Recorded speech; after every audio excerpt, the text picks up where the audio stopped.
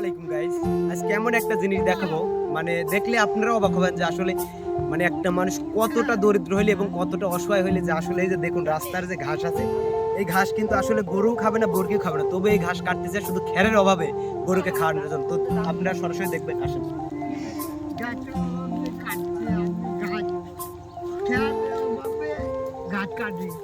আপনার কি গরু কয়টা?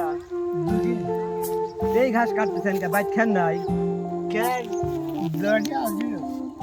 গাইস দেখুন, মানে খের নাই, এই কারণে আসলে যে ঘাস কাটতেছে আপনি বিশ্বাস করবেন না যে এই ঘাস, আমার একটা বিশ্বাস যে জীবনেও গরু খাবে না, তারপরে দেখেন আসলে কিভাবে এই ঘাস কাটতেছে। দেখেন ঘাস কাটতেছে, আসলে ঘাসের ভিতর কিন্তু প্রচুর পরিমাণ ময়লা আর প্রচুর পরিমাণ মাটি, তারপরেও কাটতেছে।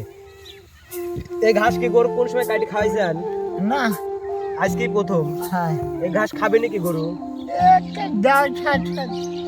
সেই খাওয়া খায়। গাইস দেখুন, আপনি একটু একটু কাটার ধরন দেখাও, যে দেখুন একটা একটা করে কিভাবে মাঠের ভিতর খড়ি খড়ি কাটতেছে। মানে আমি তো পুরাই অবাক যে আসলে দেখুন কতটা মানে অসহায় হইলে যে সব ঘাস কাটে, আসলে তা কিন্তু দেখে